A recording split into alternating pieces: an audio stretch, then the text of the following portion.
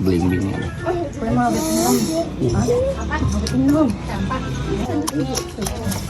Buahnya masih segar banget, semuanya masih fresh.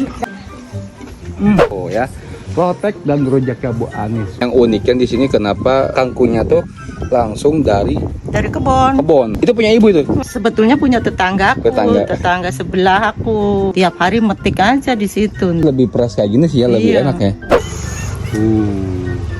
Oke. Bismillahirrahmanirrahim.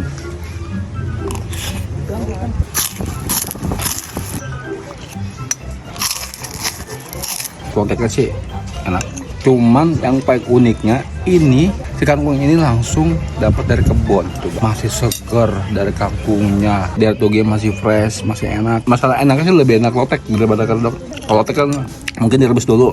Kalau untuk pasal kadok kan masih mentah semua ya, dari kacang panjang, toge semuanya dan lain-lain masih mentah.